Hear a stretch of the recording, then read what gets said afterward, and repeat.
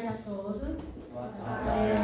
Gostaria que vocês pegassem o livro de vocês, de ciência, e abrissem na página 121. Por favor.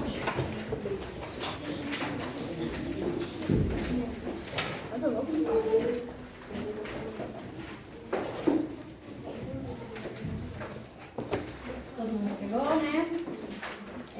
Então hoje a gente vai falar sobre higiene pessoal.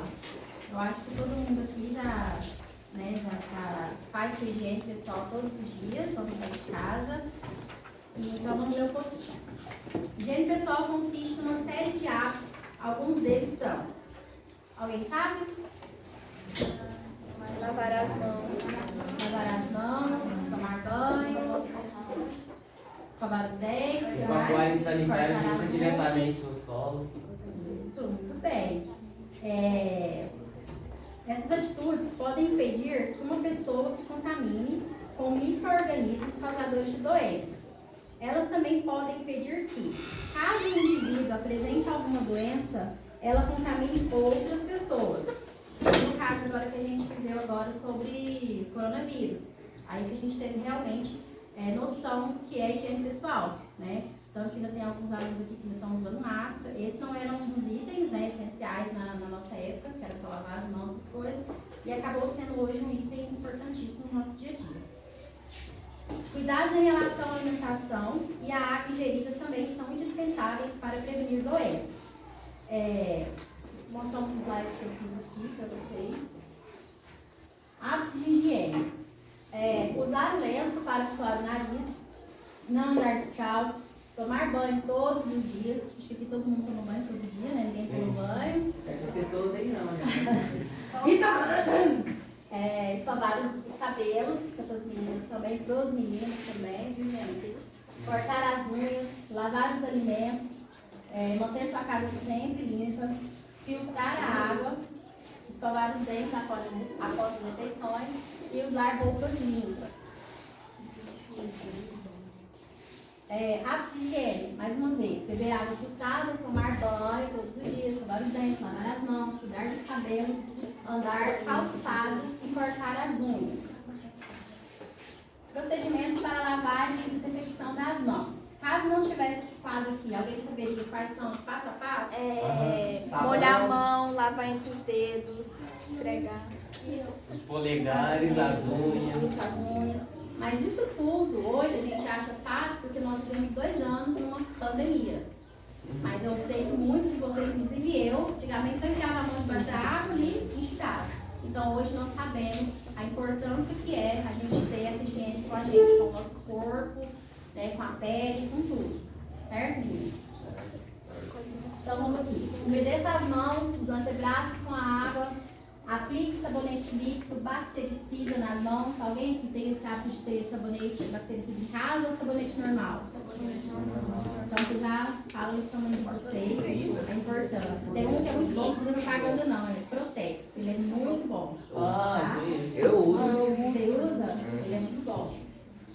Esfregue e lave as mãos na seguinte sequência por 1 minuto. Palma das mãos, dorso e antebraços, espaço entre os dedos, polegares, unhas e ponta dos dedos, articulações, punhos, enxaga as mãos e antebraços, seque as mãos com papel toalha, no máximo 2, e aplique álcool gel, se possível.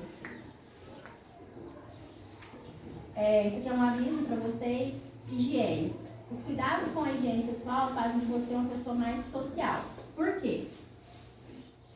Alguém sabe falar? Se eu ficar pedindo perto de alguém estranho. Simples assim, né? Ninguém vai querer. E pra tudo, não é só questão disso. Questão de você arrumar um emprego, questão de você realmente também se olhar no espelho, ver, né, que você é uma pessoa bonita, cheirosa, uma pessoa agradável, né? Que está convivendo bem na sociedade. Certo?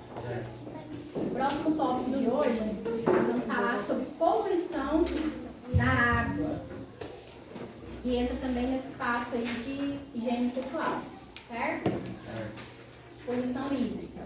Vou ler um pouquinho para vocês, depois eu vou passar nos slides. A palavra poluente designa toda substância presente ao ambiente em quantidade que possa causar prejuízo aos seres vivos. Os resíduos provenientes das atividades humanas, que podem ser gasosos, líquidos ou sólidos em geral, contaminam o ar, a água e o solo, acarretam prejuízos aos seres vivos e atuam, portanto, como poluentes. Produzir poluentes e liberá-los no meio ambiente causa a poluição. Poluir lagos e rios, derrubar matas nas regiões onde não há nascente de água ou cachoeira de rios, desmatar a lateral dos rios ou modificar o trajeto, jogar lixo em locais próximos a nascentes, lagos, rios ou poços, são atitudes que põem em risco os mananciais, que são as reservas de água superficiais e subterrâneas utilizadas para abastecer o consumo humano. Alguém já viu uma nascente de água assim? Não? Você? É bonito, não é? Onde você já viu o jeito que era que ela nascia? Na pedra. Lá no meu pai, a gente tem, não sei se vocês não devem conhecer, chama cacimba. É uma mina d'água que dá subterrânea, a gente cava um buraco, tipo uma cisterna. Só que o nome é cacimba porque ele é queda livre. A cisterna você tem que cavar, colocar uma bomba para puxar água. E lá não, lá é uma cacimba, ela vai em queda livre, que é uma descida, aí cava o buraco, faz, né, ela espera a água sentar, e aí a água vai descer em queda livre. E é muito bonito a gente ver isso. Lá no meu pai tem 3 nascentes. Então, assim, a gente preserva, tem uma distância de 30 metros da onde tem essa nascente, para ter essa proteção. Lógico, eventualmente algum animal, às vezes, né, mas é da natureza. Mas nós, seres humanos, eu acho que hoje nós somos os únicos animais, nós somos animais, né, que poluem o nosso próprio ambiente. Então, a importância, às vezes é simples, é coisa simples, mas não é. Então, se a gente, de acordo com o que eu passo no slide, vocês vão ver que hoje, sem água, não tem vida. Então, é coisa básica, mas que realmente não haveria vida hoje. Uma imagem simples também para vocês verem a dificuldade que é hoje para estar limpando os rios. Que é uma imagem que eu peguei de uma cidade de São Paulo, interior de São Paulo. E dentre elas tem vários outros que a gente fica abismado quando a gente vai olhar e ver o quanto nossos rios estão poluídos. E por nós mesmos, né? Que é uma garrafinha d'água. Vamos supor que a gente vai numa excursão. Se cada um de nós deixarmos um pouco de lixo para trás, você imagina no final do dia. Como que não vai estar? Isso no final do mês, isso no final do ano, isso em décadas. Poluição das águas pelas atividades humanas. Consequências de poluir a água. A água poderá vir a ser um recurso limitado. Escassez de água potável, que é uma das consequências de poluir a água. Destruição da vegetação. Morte de animais, especialmente peixes e aves. Falta de alimento. Propagação de doenças e desertificação dos solos. Essa é uma das consequências de nós poluirmos a água. Coloquei essa imagem só para vocês terem noção.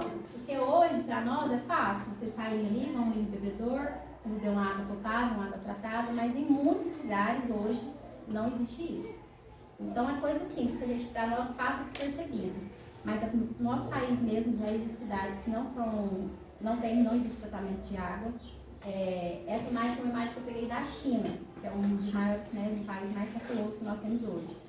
Então, assim, é para vocês verem realmente que hoje nós somos privilegiados, né, e ajudar em casa, conscientizar outras crianças, né, vocês já estão nessa fase já de entender os pais de vocês, igual eu já viu como que é uma nascente, tanto que é bonito, a gente preservar, a gente conseguir manter isso, porque sem água não tem vida. Simples assim.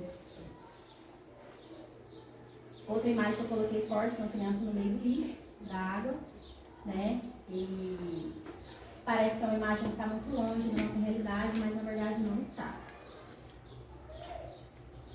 Coloquei essa imagem aqui do mundo, né? Com a torneira, para vocês terem essa noção, que realmente a gente carrega o mundo nas mãos em termos.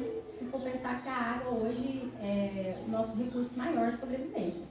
Porque sem ela não gera alimento, a gente não tem como abastecer animais, não tem como limpar uma casa, não tem como fazer nada.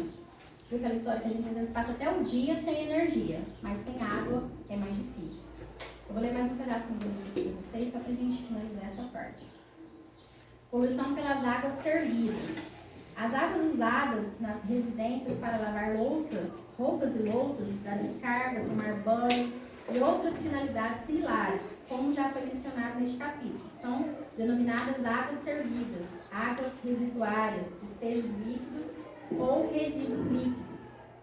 Misturado a elas estão restos de comida, fezes, urinas, sabões e detergentes. As tubulações de esgoto, quando existem, muitas vezes conduzem as águas servidas diretamente para um rio. Processos naturais promovem a biodegradação das substâncias misturadas nas águas servidas, ou seja, promovem a decomposição dessas substâncias sob ação de micro-organismos decompositores. Alguém já fez o uso de água reutilizável? Não.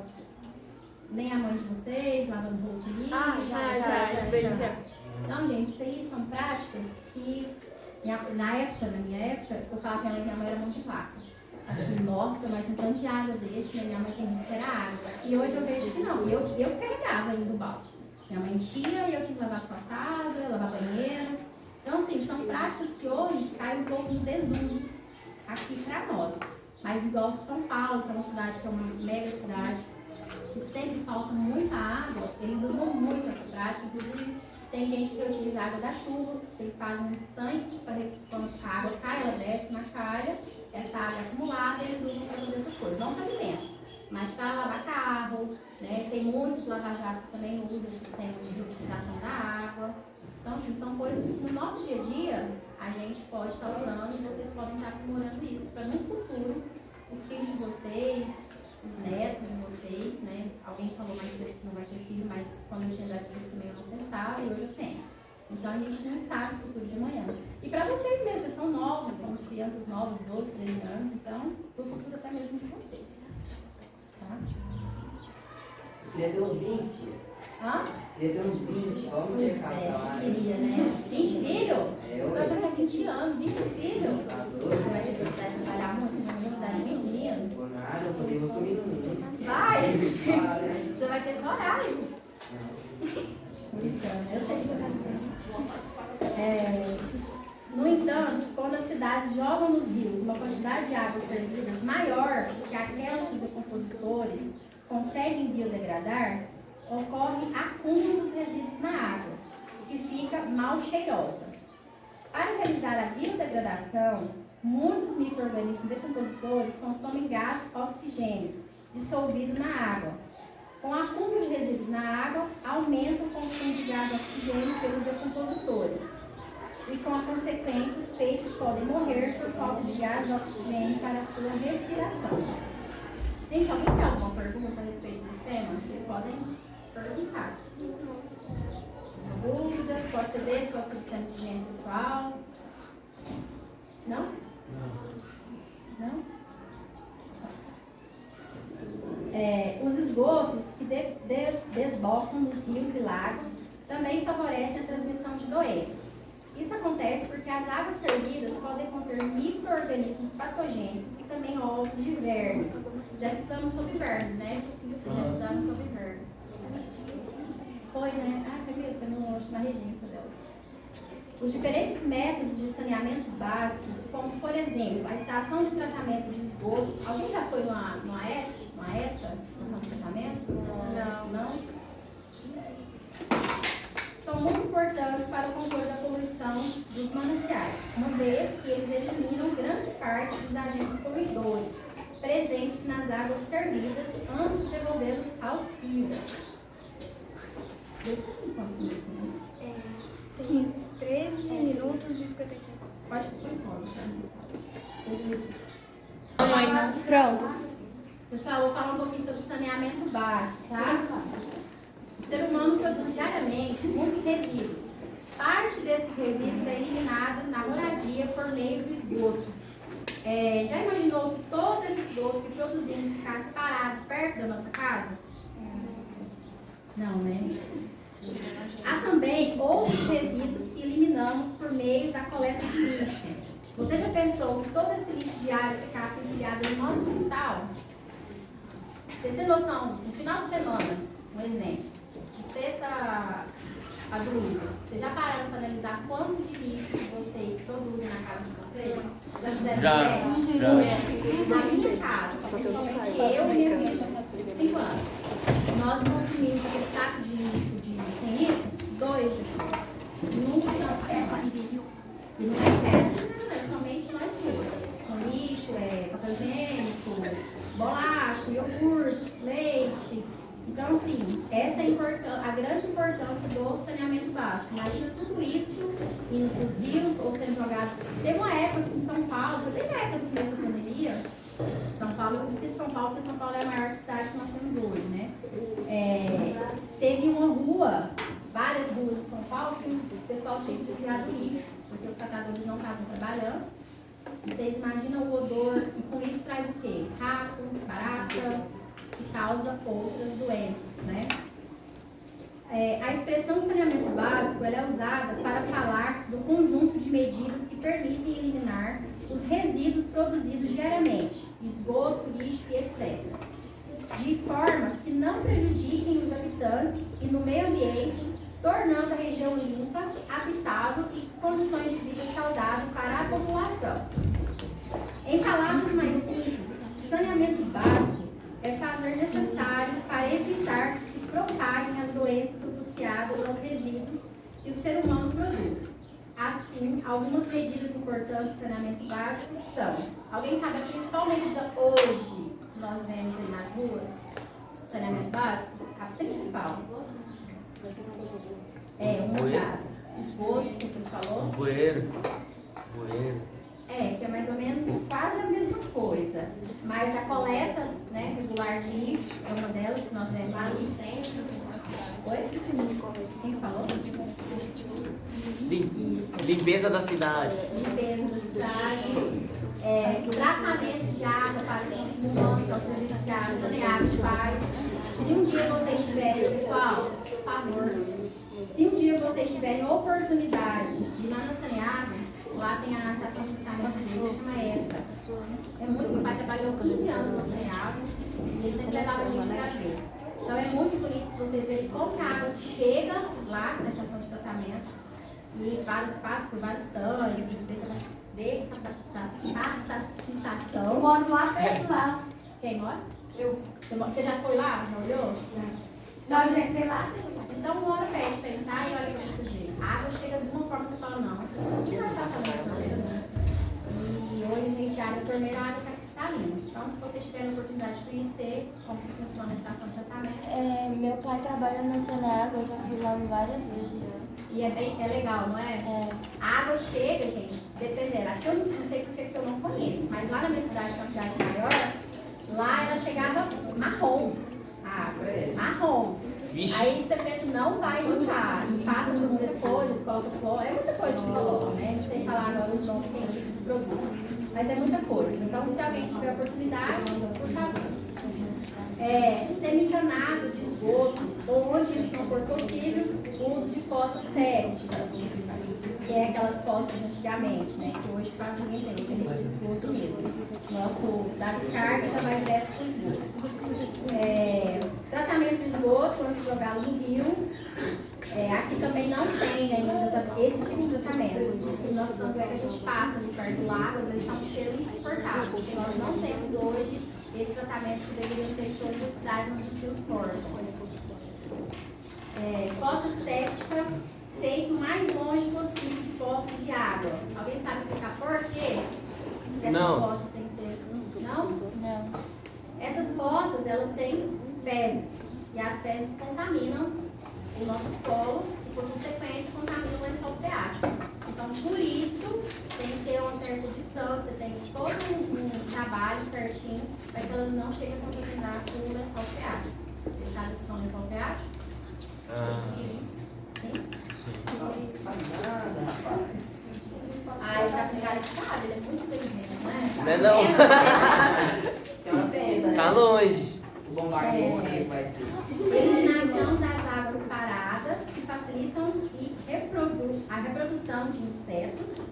Instalação de banheiros adequados a fim de que não evacue no chão ou em córregos.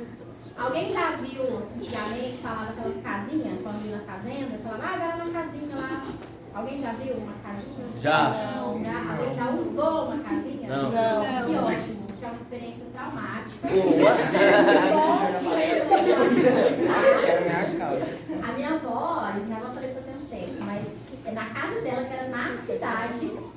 essa casinha, que era o banheiro normal, até que quando eu tinha uns 12 anos, 10 anos, fui na casa dela a primeira vez, para mudar da fazenda, eu levei um susto, porque minha casa já tinha banheiro.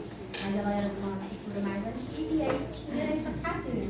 E eu morria de medo de cair lá dentro. Aí você ficava parado, assim, olhava para baixo, não sabia se concentrar. É muito ruim. Se não tiver... Não, é uma fossa, mas eu com medo era da tábua quebrar, se eu penso em regar ali, não sei. Mas é muito traumático, é bom vocês não cuidarem. Democracia e saneamento básico. Vamos falar assim para a gente finalizar nossa aula. As deficiências de saneamento básico no nosso país são imensas.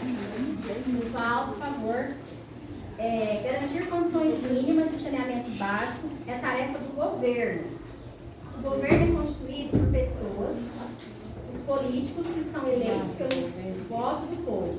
Na sua cidade, por exemplo, quando uma pessoa se elege para o cargo de vereador, é o povo que coloca nesse cargo. Esse vereador deve, portanto, representar as pessoas que o elegeram e se esforçar ao máximo para resolver os problemas mais urgentes da maioria da população. Essa é uma das ideias fundamentais da democracia.